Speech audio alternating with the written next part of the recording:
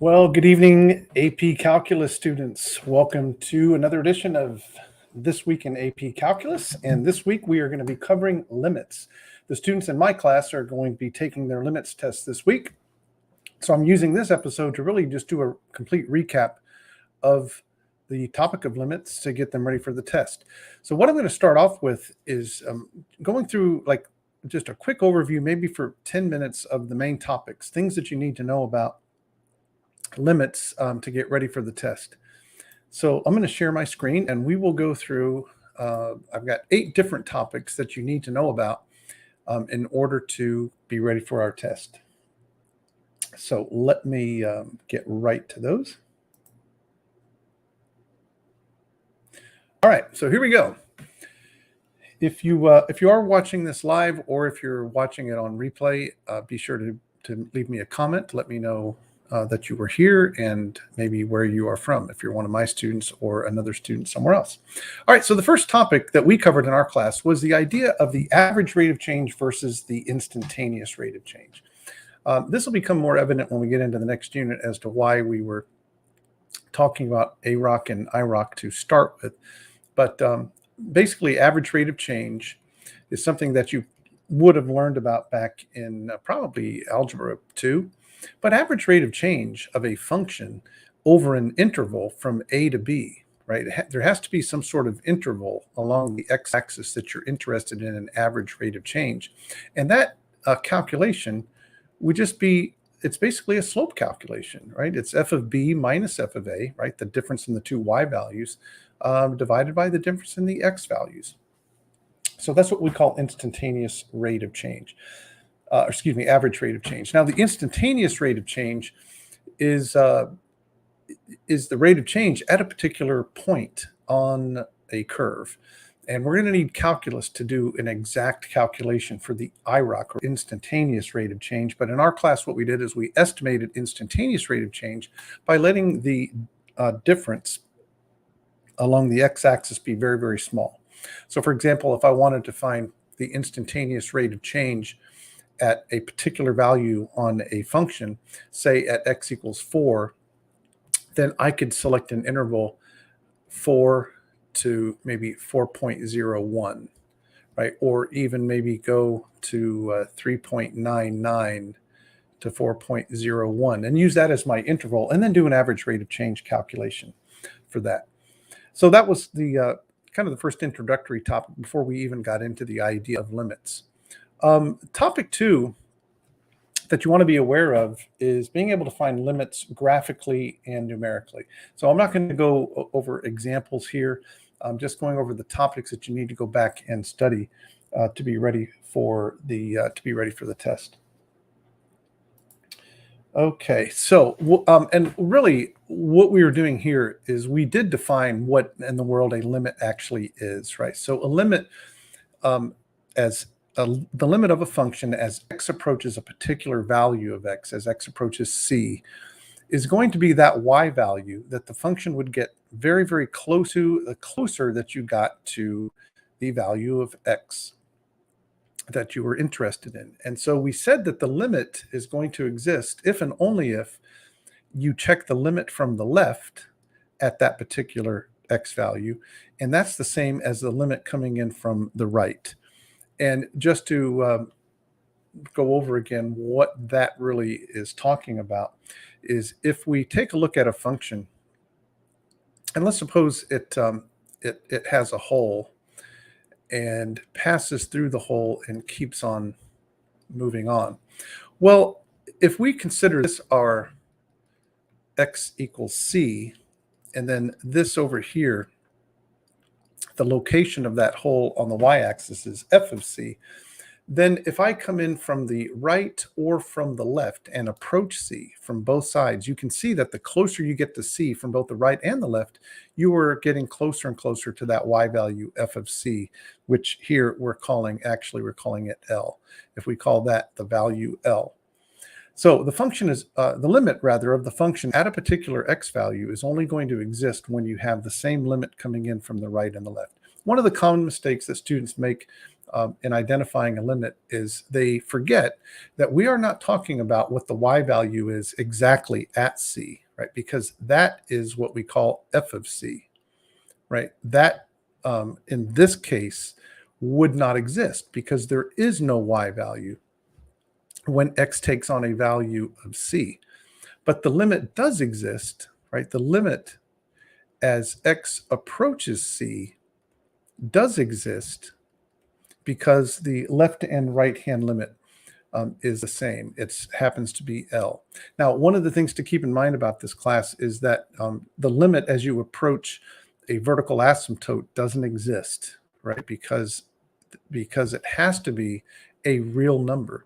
So even if a function has a vertical asymptote and from the left and right, they're both going up to infinity, that would not mean that the limit is equal to infinity. It means the limit doesn't exist, because for the limit to exist, yes, the left and right hand limits need to be the same, but they also have to be a real number, and infinity or negative infinity is obviously not a real number. So that is the limit existence theorem. So brush up on finding limits graphically and numerically. We'll do a few of those when I do the practice test here in just a bit. So if you're just joining us, this is Mr. Rich. I am going over the topic of limits today. We're doing kind of an exhaustive overview of the entire unit. I'm first going through the main topics that we studied for the first 15 minutes here, and then we'll get into doing some practice problems. If you have any particular questions that you'd like me to cover, feel free to email those to me, and you should see my email address there scrolling on the bottom. Let's go to topic 3. The next thing that we looked at in our class were properties of limits. And these would be properties where you could then break apart a limit into multiple parts for the purpose of evaluating it. So I'm not going to go into these rules, but just suffice it to say, limits are very flexible in terms of how we can break them apart or combine them together, whichever suits our purposes. For example, if I have the limit of a constant times a function f of x, I can bring that constant outside as a multiplier in front. All right, so that's one of the properties. And then you can see these, the product rule and the sum and difference rule. You can break up limits by multiplication or addition and subtraction into separate limits. I'm going to let my dog out, so hold on just a second.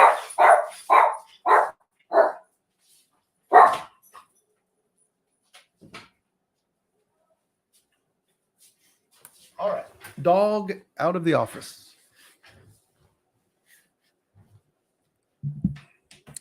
So anyway, so we can break up our limits by either sum or difference or products. There's a quotient rule as well. And then it's a good idea to know these power and composite rules and root rules, but that's all we'll talk about for now.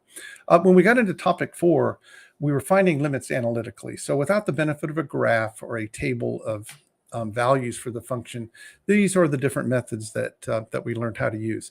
Really what we saw is the very first thing you do when you're trying to evaluate a limit is you try direct substitution. You try to go ahead and take that x value and plug it straight into the function that you're taking the limit of, and then try to get an answer. If you get a numeric answer, then that is the limit. The limit exists, and that would be the limit.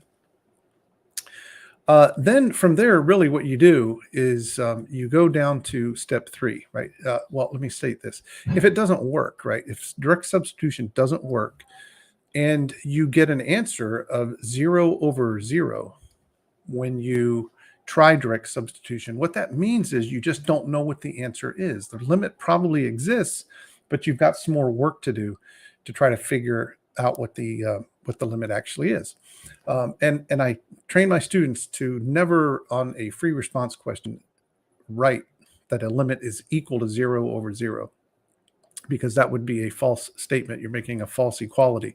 So what you do is you don't write that down. You know that it's 0 over 0. So then you try, if you can, to factor the top and bottom, cancel common factors, and then try resubstitution.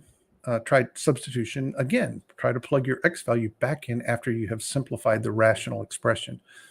If it's not possible to factor, then one of the other things that you can do is you can try the conjugate method, All right, and this is a specific one, usually involving radicals on the in AP calculus problems. And what you do is you rationalize, really not the numerator, but you're rationalizing the radical part. Usually one of the either the numerator or denominator will have a radical expression, usually a binomial, and then you multiply by the conjugate of that binomial on the top and bottom. Then after you do that, there should be a common factor between top and bottom that you can cancel, and then you can try direct substitution once again. Also, there also is another type of function that you may encounter, and that's going to be some sort of limit involving sine or cosine. And these are really trig limit identities that you just need to know. We graphed these in class and kind of proved that those are the limits, and we can't really go much further into those now as to why those limits are the way they are or to prove them, but we just accept them. We verified them graphically, and then you use those limits along with the limit properties to separate your limits that involve these functions, so that you could create either this or this, and then through substitution you could put in a 1 when you have that limit, or a 0 when you have this one. It should be noted too on this one that this could be also cosine x minus 1 over x. So either of those can be in the numerator, and that limit as x approaches 0 would be 0. One tip on this, don't get caught where they ask you this limit of sine x over x is something other than 0. I've seen problems where they slip in a x as x approaches pi over 2. That can be solved through direct substitution. All right, but it's not 1. Students just they key on that right there and forget that it has to be 0 for the answer to be 1. So just make sure that you pay close attention to those. All right, so that was topic 4. Topic 5 was kind of a separate idea of how do you handle limits of logs, exponentials, and trig functions. And really with the trig functions, we really handle those in topic 4. But what we reviewed in topic 5 was the graphing of log functions and exponentials that you learned about back in algebra 2, right? The basic exponential growth, exponential decay, and then what a log function looks like, and what their end behaviors are. See, log functions and exponentials they're always going to be continuous over their domain. So usually the only interesting part of taking limits of those that you'd be asked about is usually going to be, for exponentials anyway, as x goes to infinity. Because asking you a question as x approaches a particular x value would just be found by direct substitution, because there's not going to be any discontinuities on an exponential function. But they could ask you as x goes to infinity or negative infinity.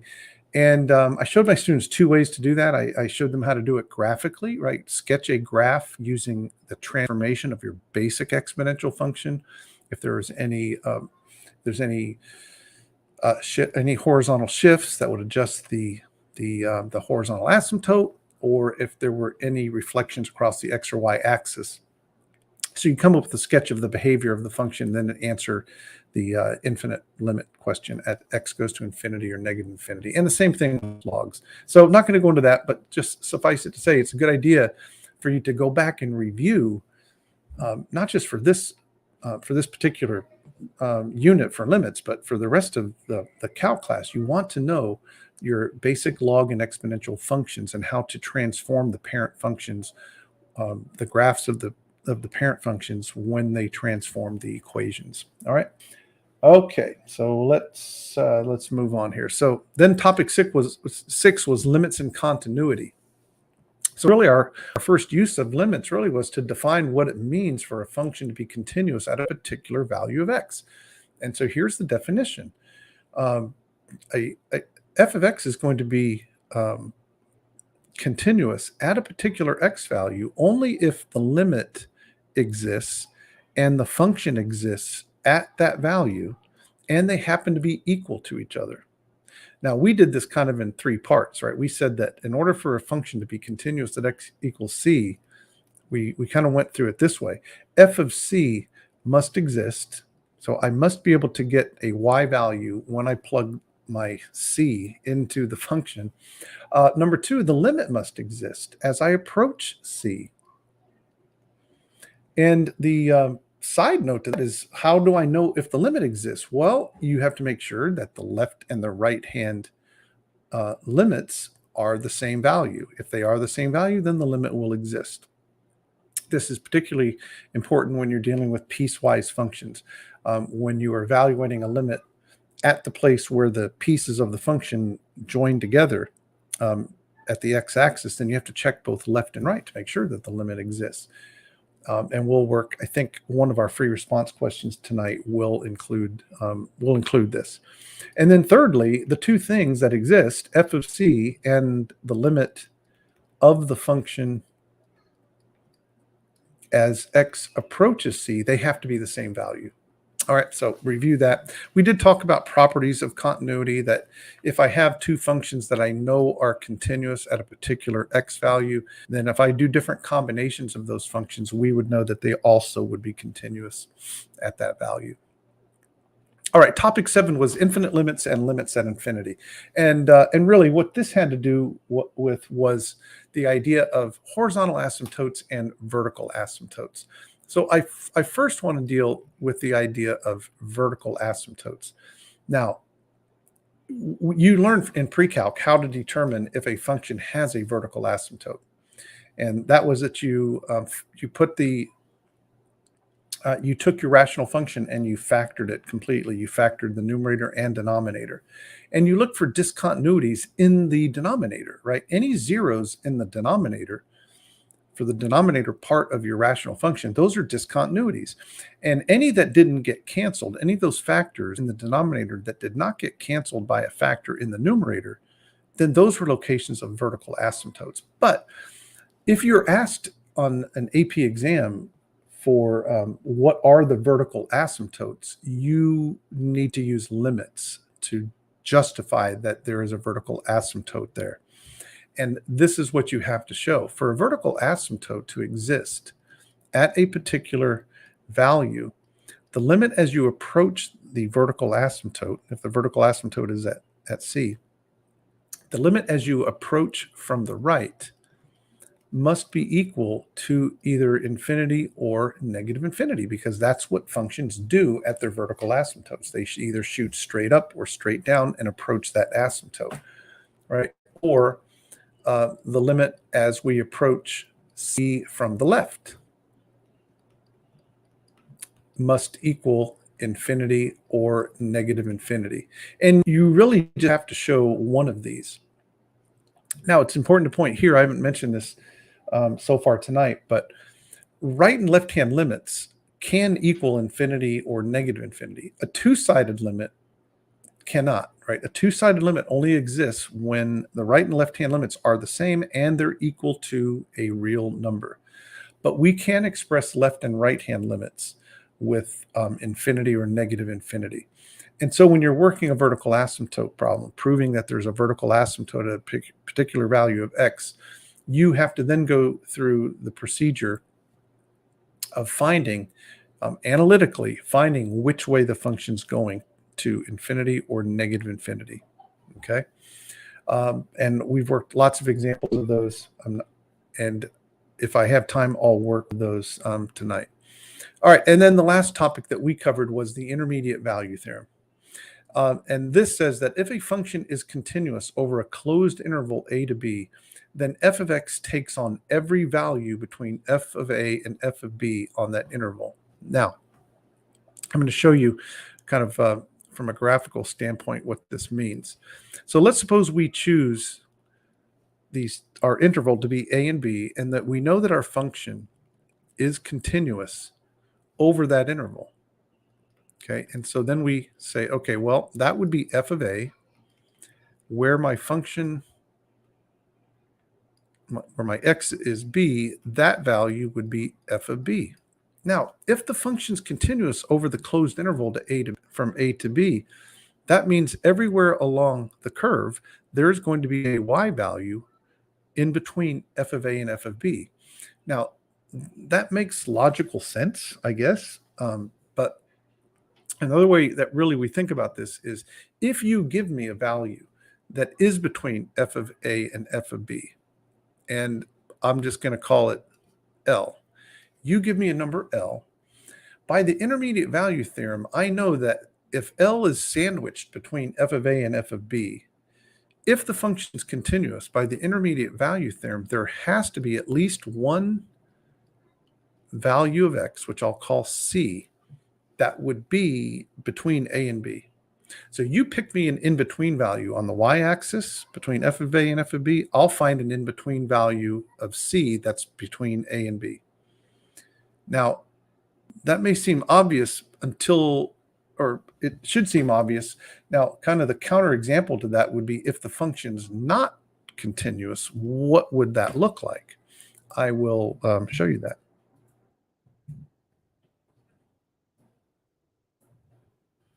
So if my function is not continuous, let's suppose that it has a jump discontinuity in here. And this is f of a. And let's suppose our function, comes back down here. And this up here would be my f of b. Now, there may be an L that I choose that, let's suppose I choose L1 right here. Yeah, there is actually a value of x that's between a and b. So I chose L1 between f of a and f of b. And yeah, there is a value of c that's between a and b. But what if I chose another number, L2, that is also switched between a and b, and I try to find an x value, and it's not in that interval? They come way over here. So there's a value of c, but it's not between my two values of x, which are a and b. And so by the intermediate value theorem, we're just guaranteed that any value between f of a and f of b will yield a c that is sandwiched between a and b. So that was it. That's kind of where we ended Unit 1. And I think what we'll do now is we will go on into a set of some practice problems. Now, these are a little bit older. They're going to have 5 option choices for the multiple choice. When you take your AP exam and probably your teacher's exam, and certainly my exam and my classes, they're going to be multiple choice questions that have only 4 answer choices. So, but let's go over to that test right now.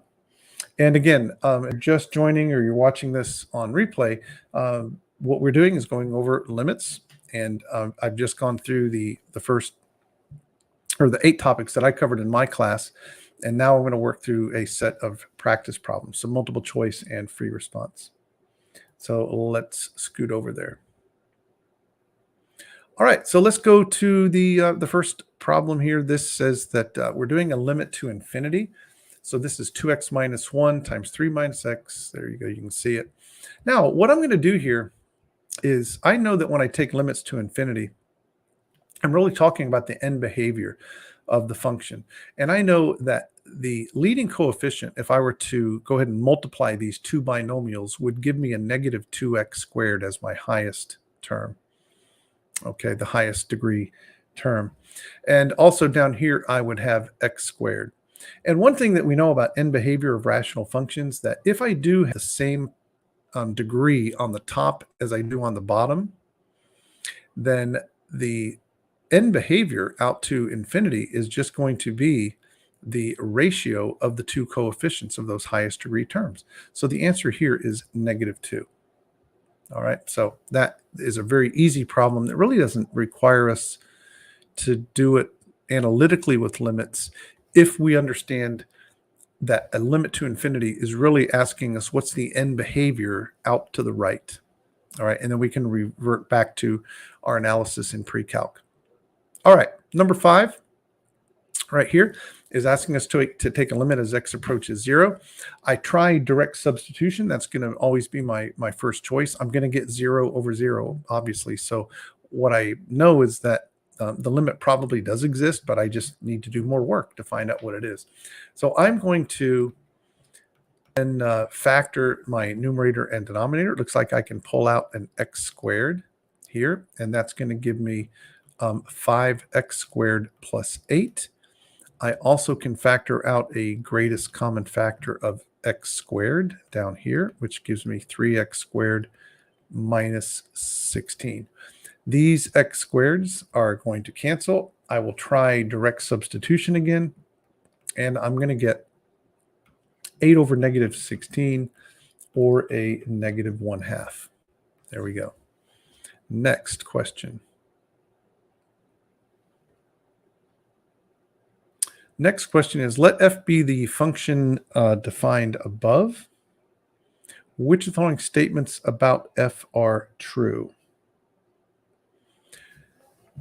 All right, f has a limit at x equals 2. F is continuous at x equal 2, and x is differentiable. Okay, so this is a question that involves a concept that we haven't looked at before, but I'm going to go ahead and just answer whether the limit exists or if the limit is, or if the function is continuous. All right, we won't talk about differentiability. All right, so this is a piecewise function.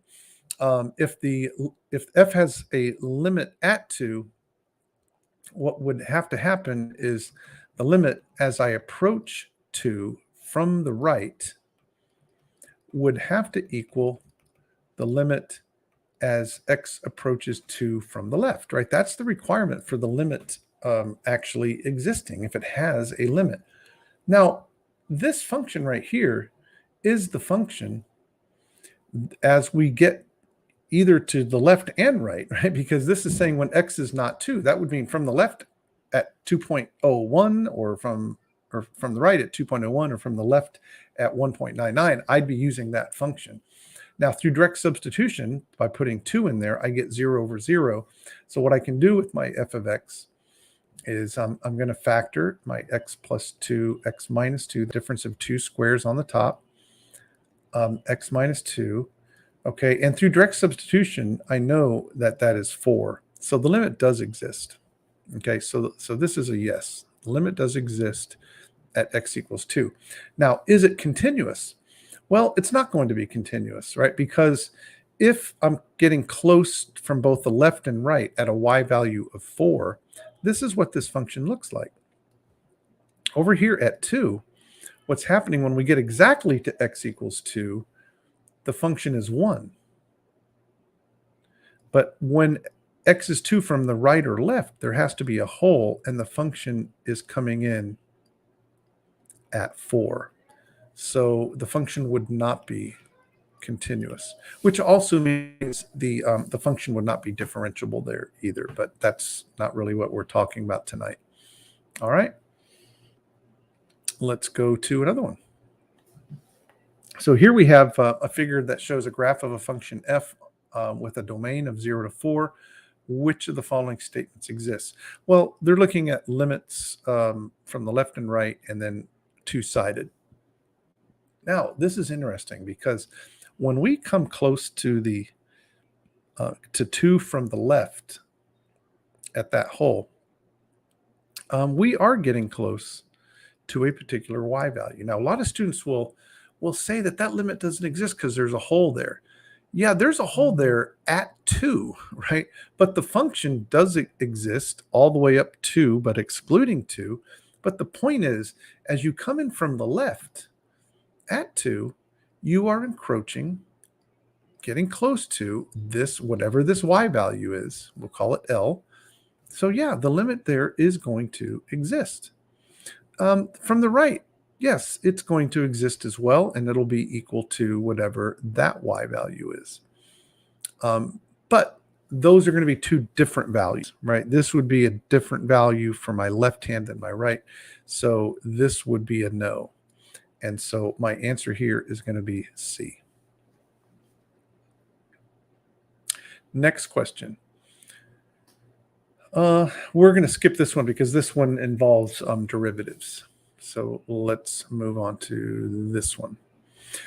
This says that for x greater than or equal to 0, the horizontal line y equals 2 is an asymptote for the graph of the function f. Which of the following statements must be true?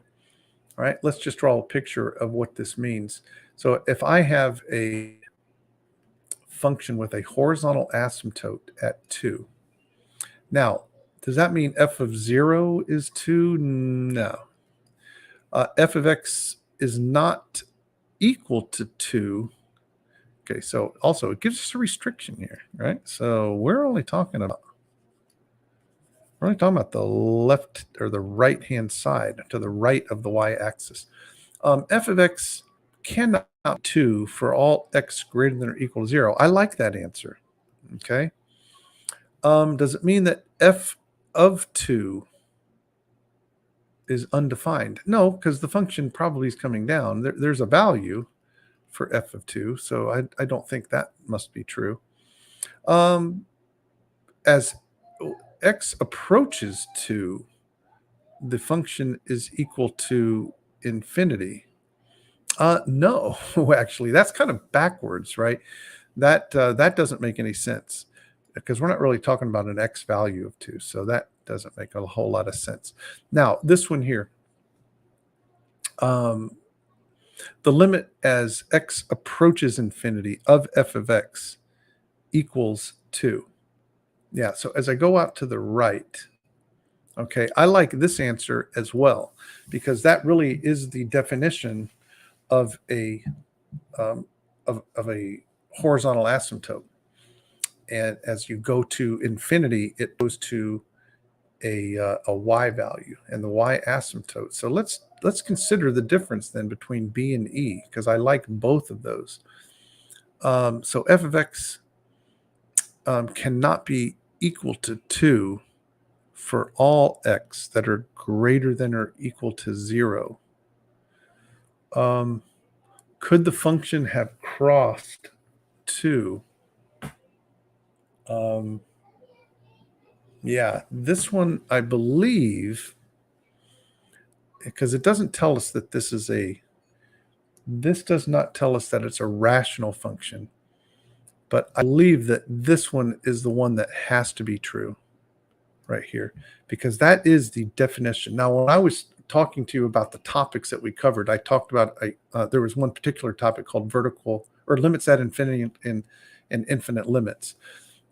These are I talked about vertical asymptotes. I did not talk about horizontal asymptotes, right? The definition of a horizontal asymptote is that when you take the limit of your function as x goes to infinity or negative infinity, okay, and it approaches a real number L, that means then that you have a horizontal asymptote at y equals L. So I am going with letter E on this one. All right, let's go with the next one. Okay, so this is the limit as x goes to infinity. Now, this one, again, very similar to the previous problem that we did. I've got the same highest degree on the numerator as I do in the denominator. Now, be careful on these because it's possible that they put these terms not in descending order of degree. So you got to make sure, don't assume that that first term is the highest degree. In this case, it is. And what we do know here is that this limit is going to be the ratio of those two coefficients because I have a matching set of degrees right there. And so my answer is going to be 1/4. Now, I do want to take this opportunity to show you what you would do on a free response question if you were told to show work here. Okay, now, and by the way, what this means is, right, I'm going back to pre-calculus here. What this meant to us in pre-calculus was you would be given a function like this and asked, to find the horizontal asymptote, right? You weren't obviously asked in limit notation, but you were told, what's the horizontal asymptote? Well, this is how we ask about horizontal asymptotes. We let the limit be as x goes to infinity, and what do the y values get close to? And the answer here is 1/4. But if you had to show your work on a free response question, the way that we do that is we are going to divide both the numerator and denominator by the highest power that's in the denominator. The highest power is x cubed. Now, I know the whole term is 4x cubed, but I'm only dividing by that x power. So if you divide all terms, right, what I'm going to do is I'm going to divide the top by x cubed, and I'm going to divide the bottom by x cubed. And when I do that, I'm going to get this. I'm dividing every single term by x cubed. All right, and then over here, I would be left with a 4. That would be minus 3 over x plus 2 over x squared minus 1 over x cubed. Now, one thing that we do know, when I take a limit of x going to infinity of all of these terms that have x in the denominator, all that limit is going to be 0, because as x approaches infinity, 2 over x approaches 0. 2 over an infinitely large number is 0.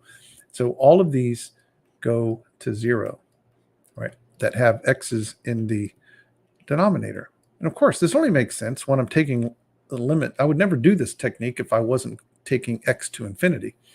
So as x goes to infinity, I'm just left with an answer of 1/4. But again, I don't need to do that on a multiple choice question if I know those rules that we learned in pre-calculus for finding horizontal asymptotes.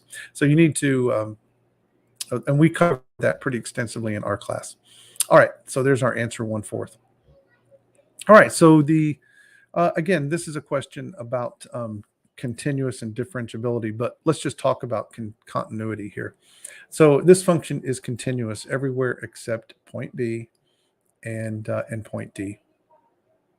All right, every other place there it is continuous, but talking about differentiability. All right, next question. This one also includes differentiability, but we can still answer these first two questions whether the limit exists.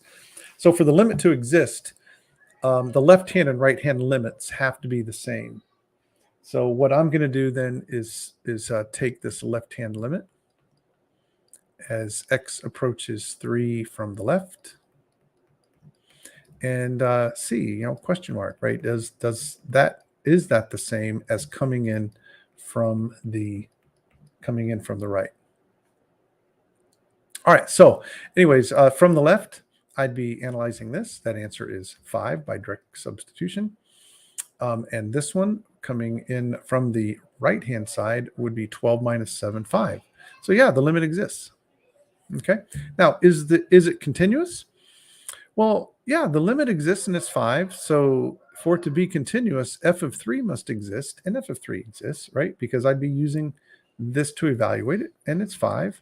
So sure, it's going to be continuous because f of 3 exists, the limit as I approach 3 exists, and they are the same value. So there you go. It's going to be continuous. For which of the following does the limit as x approaches 4 of f of x exist? Okay, yeah, this limit's going to exist on Roman numeral 1 as I come in from the left. As I come in from the left and the right, I am getting close to a value of 3. So limit does exist.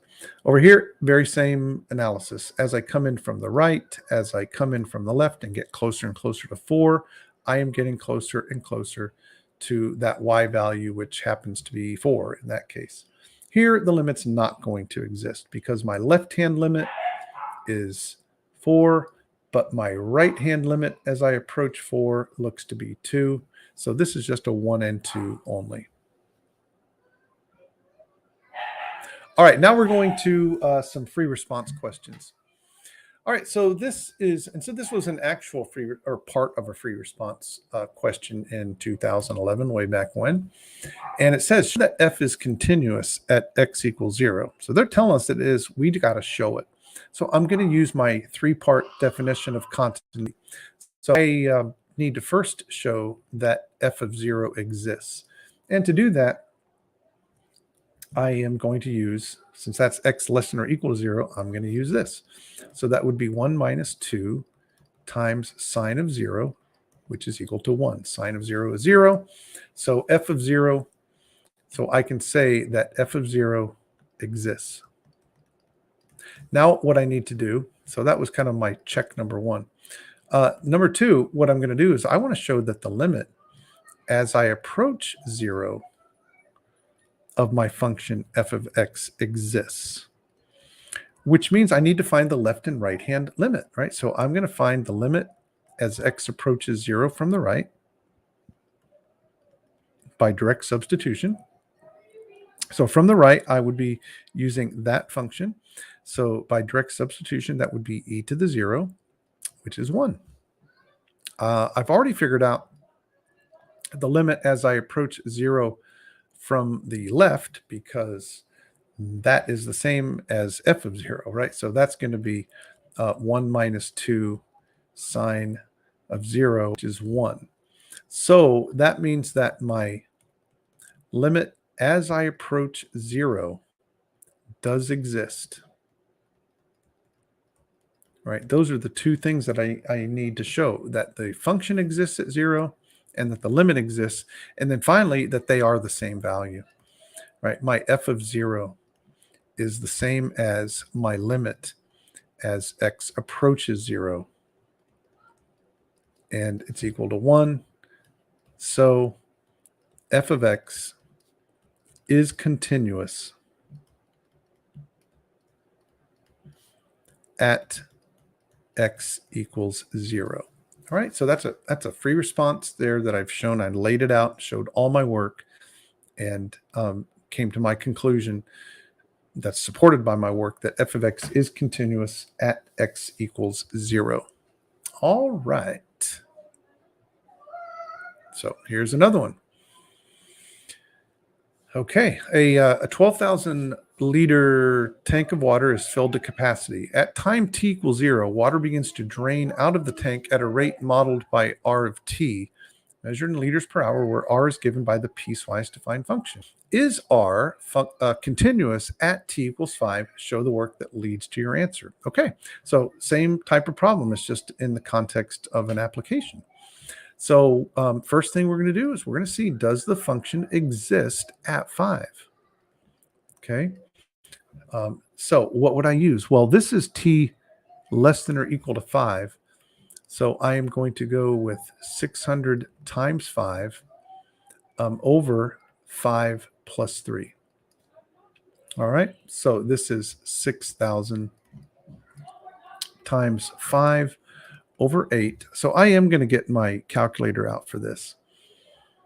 And I'm going to go ahead and do this calculation. This is calculator active.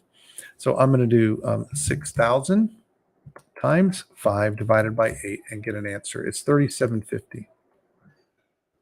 Okay, now that's a rate. It's in liters per hour.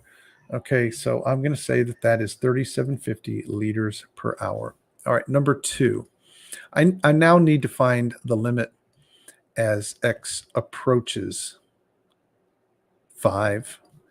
I need to see if that limit of r of t as t approaches 5.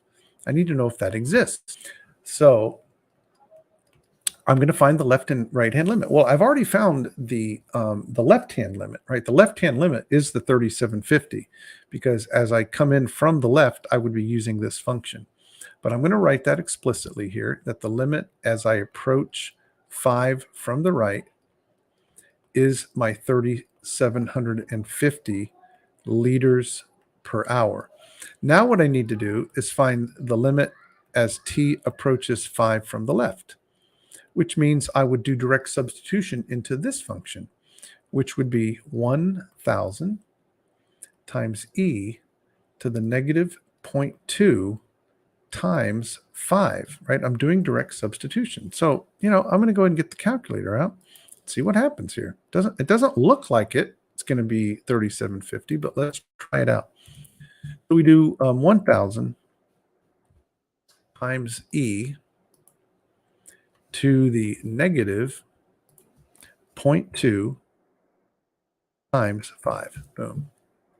367.879.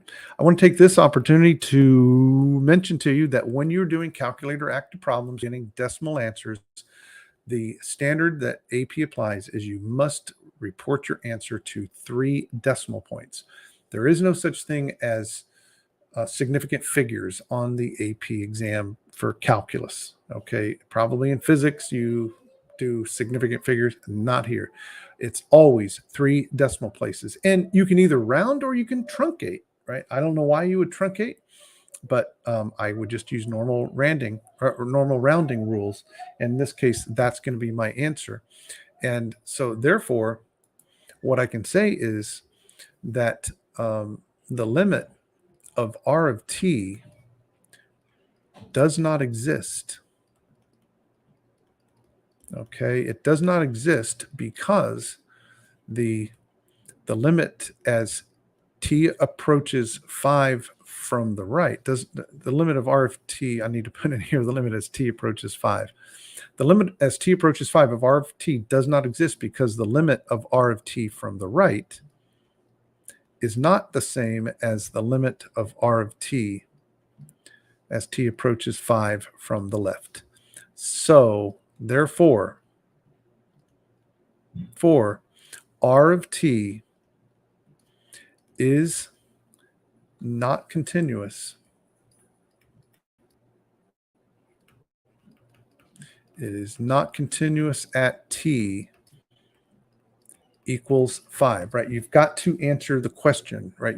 They're asking me specifically, is r continuous at t equals 5? I showed all of my work leading up to it. And that's my justification right here, right? The limit doesn't exist.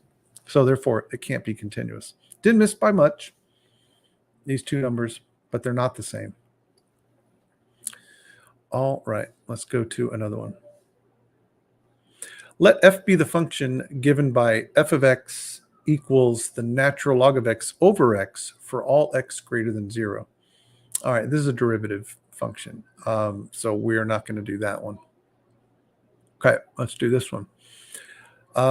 Let f be the function defined by f of x equals the square root of x plus 1, or 5 minus x. Is f continuous at x equals 3? Explain why or why not.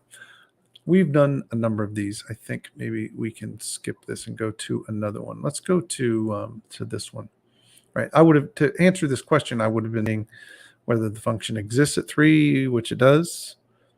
And then I would be finding the right and left-hand limit to see if the limit exists at 3. And if it does exist, and the function and the limit at 3 if those are the same values, f of 3 is equal to the limit as x approaches 3. Those are the same value, then yeah, it'd be continuous. Okay, let's go to this problem. Given the function f of x equals this rational function, what are the zeros of f of x? All right, well, the functions, a rational function has zeros when the y is equal to 0. And that would be whenever my numerator is equal to 0. So for part A, what I would do is I would pull out, I'm going to say this, right? F of x equals 0 when x cubed plus 2x squared minus 3x equals 0. But what I want to do, though, class, before I even do that, I want to write this thing in its complete factored form. So let's do that, right? Because I can tell, and I'm not sure. Well, yeah, I think we can answer all of these, but let's see. So I'm going to pull out an x, and we're going to get x squared plus 2x minus 3. In the denominator, I'm going to pull out a GCF of 3, it looks like. Okay, which means I can factor these quadratics. And that's going to be also a binomial. This is going to be x plus 3, x minus 1, factoring that quadratic.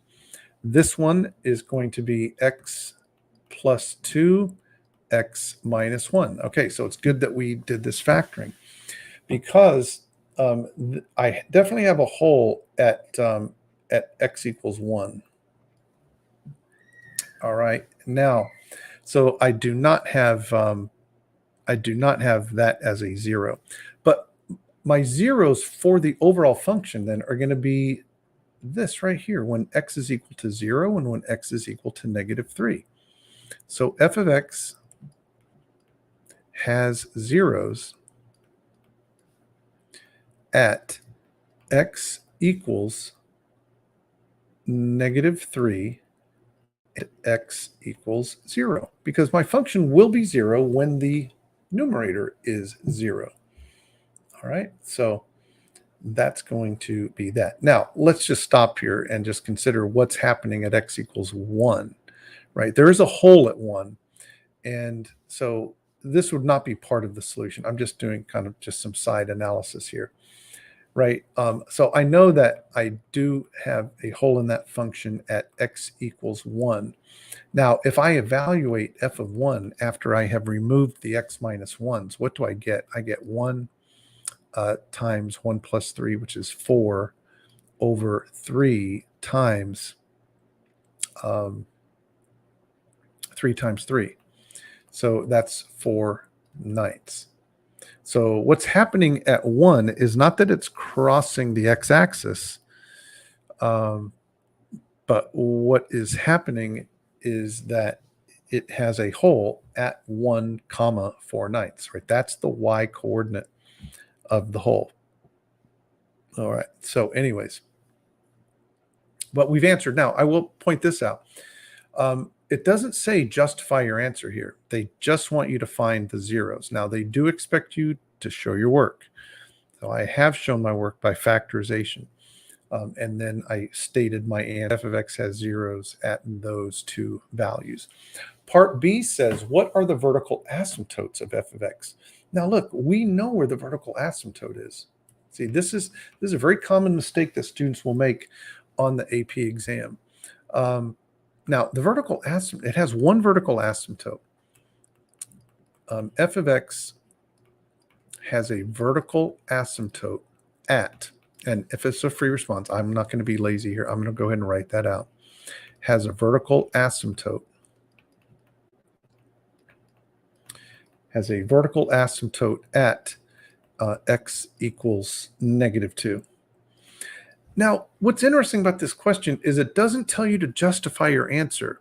And I would be shocked if this question was asked when it did not say here, justify your answer. I don't know if it's because this is an old question. It doesn't say what year this was, but in more recent ones, I would just have to believe it's going to ask you to justify your answer. Right? And you can't justify it by saying, well, it's because in the denominator, there's a factor of x plus 2. And when I set that equal to 0, I get -2. No. What you have to do is you have to pick either the left or the right-hand side of -2. I'm going to choose from the right. I'm going to show that if I take the right-hand limit -2, I'm going to give the right answer as to whether that goes to infinity or -infinity. I got a 50-50 if I'm just guessing, but I don't want to guess. I want to figure this out. So the technique that I show my students is this. If I'm going to try to determine which way my function goes at the vertical asymptote, then what I'm going to do is I'm going to select a value that's just to the right of -2, which would be -1.99. And then I'm going to look at my simplified version of my function up here, which is x times x plus 3 over 3 times x plus 2, right? I've removed the x minus 1. And I'm going to plug that in, and I want to know what the sign is of the numerator and denominator. So I have an x and an x plus 3. So the x would be a negative, because it'd be a -1 point. I don't care what the number is. I just care about the signs. The x plus 3 would be positive, because it'd be -1.99 plus 3. And down in the denominator, I have a 3, which is positive, and I have an x plus 2, which would be positive, right? Because -1.99, which is just to the right of -2, plus 2, -1.99 plus 2 would be a positive number. And so this is a negative over a positive. So I know that the answer to this is -infinity. So I can say that f of x has a vertical asymptote at x -2 because this is true. And I showed my work that I used to get that. But this, see, when you're asked about a vertical asymptote on a free response question, you are going to be expected to give a limit statement as x approaches -2. And you don't have to do both left and right. You just have to pick one of them and then give the right answer as to whether it's going to negative or positive infinity. Okay? If I had chosen coming into -2 from the left-hand side, then that would have been a -2.01. Let's just do that real quick. So if I let x equal a value just to the left of -2, then my analysis would have been, I still have a negative because of the x, right? I'm looking at this function right here, the simplified version of f of x. I would have a negative. My -2.01 plus 3 in the numerator would still be a positive. The 3 is a positive. But now my -2.01 plus 2 is a negative. And so that would be a negative divided by a negative, which means that would yield a positive. So if I were to choose my justification as being as x approaches 2 from the left, then my correct response would be that it's going to positive infinity. Okay? And not a bad idea to to graph that on Desmos and just prove that that's where you've got the vertical asymptote at -2. Maybe we'll do that when we get done with this problem. Okay, 3 or C. The end behavior model of f of x is of g of x is the function g of x. What is g of x? Oh my gosh. So the end behavior model, this is a question about a slant asymptote, right? I tell my students, don't worry about slant asymptotes. They're not very common to be asked about them, but they want us to find the slant asymptote function, which is a linear function. And the way that I have to do that is do polynomial division. All right, so I'm going to crank this out, class. I wasn't expecting this, but we got to do it. So I'm going to divide 3x squared plus 3x minus 6, and I'm going to divide that. Let me clean that up a little bit. And I'm going to divide that into the numerator, which is x cubed plus 2x squared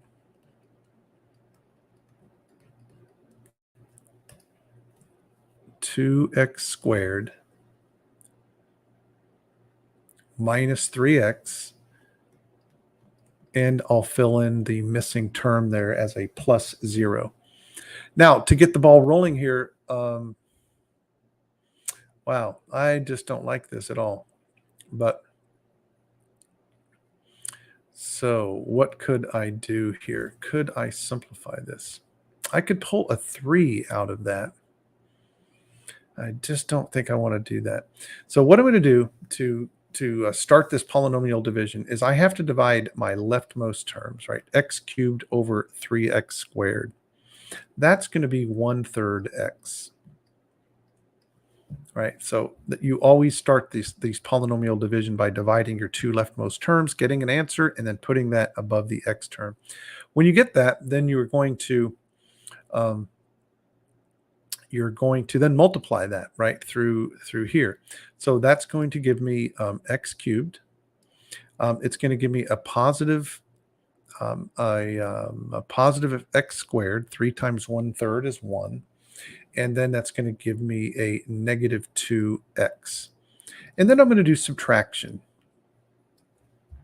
And when I subtract x cubed minus x cubed, that's 0. 2x squared minus x squared is an x squared. And 3x minus a negative 2x is a negative x, right? This minus a minus 2x turns it positive. So it's negative 3x plus 2x, which is a negative x. All right, I'll bring down this plus 0. I repeat now, and this becomes x squared over 3x squared, which would be a negative 1/3. And now I'm going to distribute that negative 1/3. So that would be a would that be a negative? No, what am I doing there? X squared, or does that be a positive 1/3? All right, positive 1/3. X squared over 3x squared gives me just a 1/3. Multiplying that out is going to give me an x squared. And 1/3 times 3x is a positive x. And 1/3 times a negative 6. 1/3 times a -6 is a -2. I am going to do subtraction right here. Okay, and so then it really, at this point, it doesn't matter. I do get a remainder of 2. So the answer to this is 1/3 x plus 1/3 plus 2 over 3x squared plus 3x minus 6, right? And this is a positive 2 because it's 0 minus a -2, so it turns it 2. Okay, but anyways, when x goes to infinity, which is what on a slant asymptote we're worried about, this is this is 0, right? So as x goes to infinity, so this is my slant asymptote model. So my slant asymptote is 1/3 x plus 1/3, and that is what we are calling our g of x. It says the end behavior model of f of x is the function g of x. So I am going to report my answer as g of x equals that. Now I'm going to do something here. I know we're running over time, but that's okay. I'm going to keep going here. What I want to do is I do want to go over to Desmos, and I'm going to do that. So let me set Desmos up here, and I want to graph this. I'm going to graph this thing just to see what's going on. So let me get that set up here. Going over to Desmos. There we go. I think we can. Let's share that back now. All right. If you're just joining me, I've been going here for about an hour, a little over an hour, and I am finishing up some a free response question on a practice test. If you're watching, so if you just joined us, if you rewind it, you'll see the overview that I gave for Unit 1 on limits. But I've been working for about the last half hour, or about the last 40 minutes, I've been working some multiple choice and free response questions. All right, so going over to Desmos, then what we want to do is we want to go ahead and graph this. I think what I'll do is I'm going to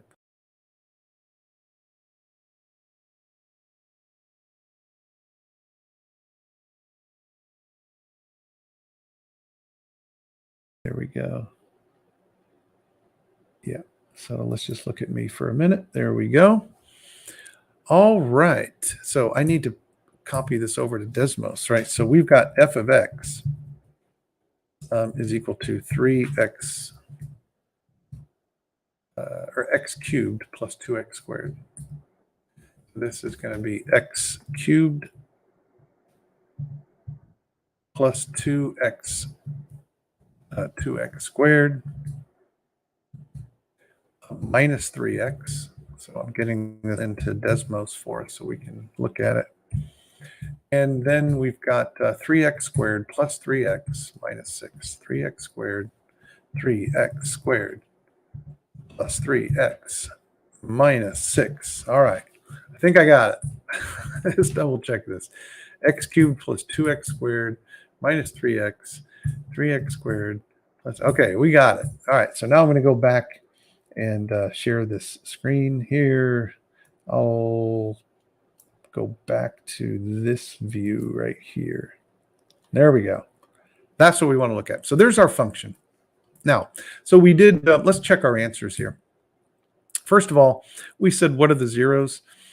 We said that it has zeros at -3 and 0. Is that true according to Desmos? Looks like it. -3 and 0. Now, the one thing that we did, a common mistake that students will make here is they will say that, well, the function's going to have zeros whenever the numerator is 0, and they'll list 1, right? But what we said is, no, there's a hole at 1 with a y coordinate of 4/9. Let's see if that's true. Well, let's see if that is true at 1. Yeah.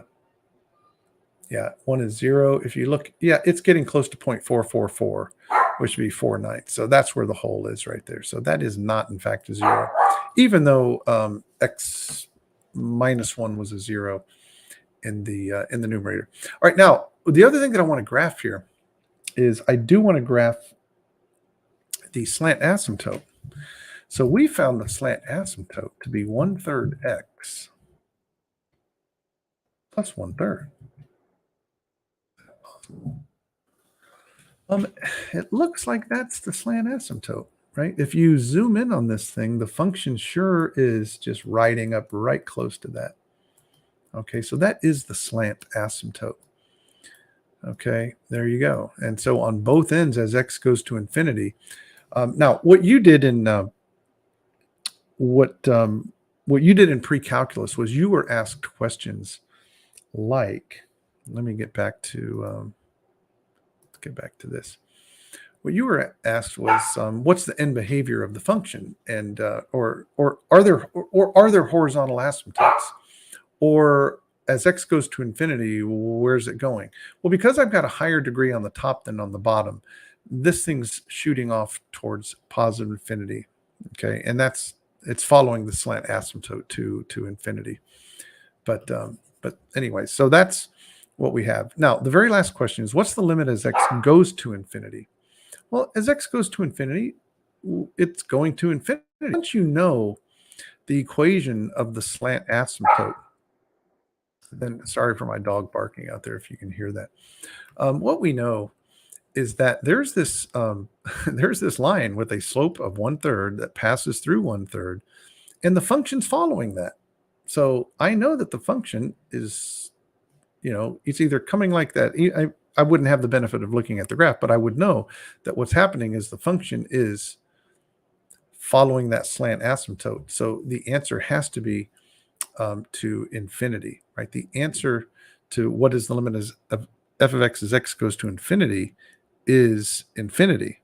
Now, the question is, how do you show that work? They didn't ask for justification on that, okay? But again, I have to imagine on more recent questions in recent years, they would ask you to justify that answer, right? So if they ask me what's the limit as x goes to infinity of our original function, right, of x cubed plus 2x squared minus 3x, and then down here, I've got 3x squared plus 3x minus 6, like that. Then what I would do is I would divide top and bottom by my highest power in the denominator to evaluate that limit. So what I would do is I'd say as x goes to infinity, that's going to give me an x plus 2 minus 3 over x. And then this would be a 3 plus 3 over x minus 6 over x squared. So as x goes to infinity, that goes to 0. That goes to 0. Those all go to 0. I'm left with infinity plus 2 over 3. That's infinity. Okay, so it's going out to infinity. All right, then they ask us, what's the limit as x goes to infinity of f of x over g of x? Okay, that's an interesting question. So, well, whatever, we got to do it. So let's do that. So now the limit as x goes to infinity of f of x, I'm writing this whole thing out here, x cubed plus 2x squared minus 3x over 3x squared plus 3x minus 6. And I would be dividing that by g of x, which would be the same as multiplying it by 1 over that. And that would be 1 over 1/3 x plus 1/3. Okay, that is dividing by g of x. Okay, well, we want to get the limit as x goes to infinity on this one. So what would happen then is I'm going to multiply that out down in the denominator. So what's going to happen here? Well, my highest power is going to be x cubed, right? Because when I multiply this out, I'm going to get 1/3 x times 3x squared. I'm going to get an x cubed as my highest power. And I'm going to have some other functions. The answer to this is 1. Because I would be dividing by x cubed on top and bottom. And when I did, this is going to become a 1. That's going to become a 1. All the other terms are going to be going to 0 because they're going to be over x or over x squared or over x cubed. And so this limit of f of x over g of x is just a 1. Okay. All right. So that is it. I see a few people on here still. If you've got any questions for me, let me know. Now, let me, before I drop off here, I am going to check to see if there are any messages here that somebody had emailed in. Let me just take a quick look.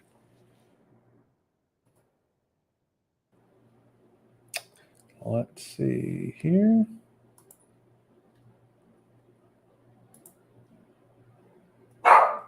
And there's the dog barking. No, so I don't see any. So anyway, so that's it, students. I hope this was helpful. And if you need some extra help on this, you can go back and take a look at some of my previous live streams this month where I covered limits. I covered most of these topics that I went over tonight. I've covered in my live stream, so you can go back and take a look at those. I did not do one. I don't think I covered Intermediate Theorem last week, although I may have. But most of these other topics I've covered. Anyway, so thanks for watching. If you did find some value in this, if you would hit like down below and leave a comment, that would be great as well. Also, subscribe to the YouTube channel if you want to get notified on future live streams or any other content that I post on the YouTube channel. Thanks for watching, and I will see you all next week. Take care.